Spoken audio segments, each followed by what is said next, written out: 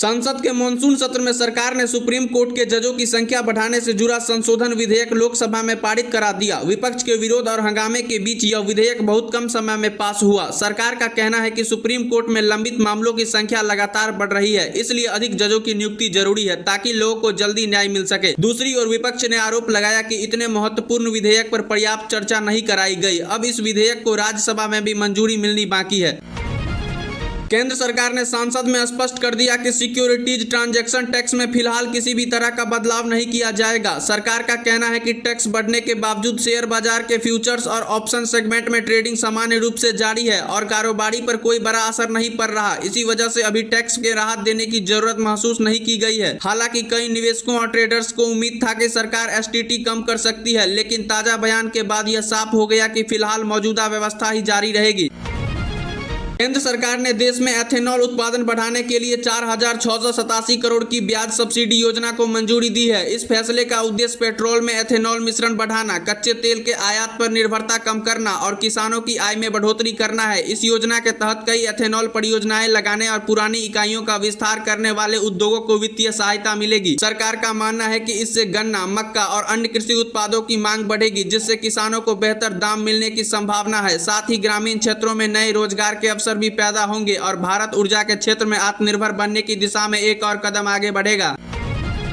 केंद्र सरकार भारत को इलेक्ट्रॉनिक्स मैन्युफैक्चरिंग का वैश्विक केंद्र बनाने की दिशा में तेजी से काम कर रही है। इसके लिए टैक्स नियमों में कुछ बदलावों पर विचार किया जा रहा है ताकि विदेशी और घरेलू कंपनियां भारत में आर्थिक निवेश करें। सरकार का मानना है कि इससे मोबाइल, सेमीकंडक्टर और इलेक्ट्रॉनिक उपकरणों का उत्पादन बढ़ेगा, निर्यात में तेजी आएगी और लाखों युवाओं के लिए नए रोजगार के अवसर बनेंगे। विशेषज्ञों का कहना है कि यदि ये सुधार लागू होते हैं तो भारत वैश्विक सप्लाई चेन में अपनी स्थिति और मजबूत कर सकता है। सरकार आज अनुपूरक बजट पेश करने की तैयारी में है। अनुपूरक बजट तब लाया जाता है जब पहले से तय बजट के अलावा किसी मंत्रालय या योजना के लिए अतिरिक्त धन की आवश्यकता होती है। माना जा रहा है कि इस बार बुनियादी ढांचे, शिक्षा, स्वास्थ्य, कृषि और सामाजिक कल्याण योजनाओं के लिए अतिरिक्त राशि का प्रावधान किया जा रहा है। सरकार का कहना है कि इससे विकास परियोजनाओं की रफ्तार तेज होगी और जिन योजनाओं में धन की कमी है उन्हें समय पर पूरा करने में मदद मिलेगी। विपक्ष इस बजट में किए जाने वाले खर्च और सरकार की आर्थिक प्राथमिकताओं पर सवाल उठा सकता है। आने वाले दिनों में इस पर संसद में विस्तृत चर्चा होने की संभावना है। केंद्र सरकार ने संसद में जानकारी दी है कि 1.18 लाख से अधिक केंद्रीय कर्मचारी और पात्र पेंशन भोगियों ने यूनिफाइड पेंशन स्कीम को अपनाया है। सरकार का दावा है कि यह योजना कर्मचारियों को अधिक सुरक्षित और पारदर्शी पेंशन व्यवस्था उपलब्ध कराएगी। नई व्यवस्था में सेवानिवृत्ति के बाद नियमित आय सुनिश्चित करने पर विशेष जोर दिया गया है। सरकार का कहना है कि आने वाले समय में और भी कर्मचारी इस योजना से जुड़ सकते हैं। वही कर्मचारी संगठन का कहना है कि योजना के सभी प्रावधानों को समझने के बाद ही अधिक लोग अंतिम निर्णय लेंगे।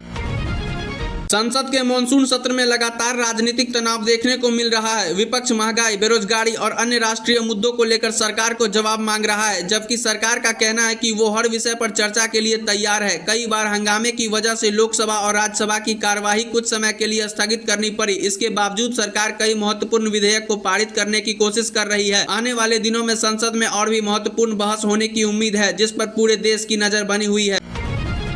भारतीय मौसम विभाग ने बिहार, उत्तर प्रदेश, झारखंड, असम और पूर्वोत्तर के कई इलाकों में भारी से बहुत भारी बारिश की चेतावनी जारी की है। लगातार बारिश के कारण कई स्थानों पर जल भराव और बाढ़ जैसी स्थिति बनने की आशंका जताई गई है। प्रशासन ने निचले इलाकों में रहने वाले लोगों से सतर्क रहने पर आवश्यक होने पर सुरक्षित स्थानों पर जाने की अपील की है। आपदा प्रबंधन की टीम भी अलर्ट मोड पर है ताकि किसी भी आपात स्थिति में तुरंत राहत और बचाव कार्य शुरू किया जा सके। केंद्र सरकार छोटे और माध्यम उद्योग यानी कि एमएसएमई सेक्टर को मजबूत बनाने के लिए नए सुधारों पर काम कर रही है। सरकार का उद्देश्य छोटे उद्योगों को समय पर भुगतान दिलाना, कारोबार कराना आसान बनाना और उन्हें वित्तीय सहायता उपलब्ध कराना है। विशेषज्ञों का मानना है कि यदि ये सुधार लागू होते हैं तो लाखों छोटे उद्योगों को फायदा मिलेगा और रोजगार के नए अवसर भी पैदा होंगे। सरकार का कहना है कि एमएसएमई सेक्टर भारतीय अर्थव्यवस्था की रीढ़ है और इसे मजबूत करना विकास के लिए बेहद जरूरी है। केंद्र सरकार ने एक बार फिर स्पष्ट किया कि रोजगार बढ़ाना, उद्योग में निवेश लाना और अर्थव्यवस्था को मजबूत करना उसकी सबसे बड़ी प्राथमिकताओं में शामिल है। इसके लिए विनिर्माण, इलेक्ट्रॉनिक्स, इंफ्रास्ट्रक्चर और स्टार्टअप सेक्टर में नई नीतियों पर तेजी से काम किया जा रहा है। सरकार का मानना है कि इन कदमों से देश के बड़े पैमानों पर रोजगार के अवसर पैदा होंगे और विदेशी निवेश भी बढ़ेगा। आने वाले महीनों में सरकार कई नई आर्थिक और औद्योगिक घोषणाएं कर सकती है, जिनका सीधा असर देश के विकास दर पर, रोजगार पर पड़ सकता है।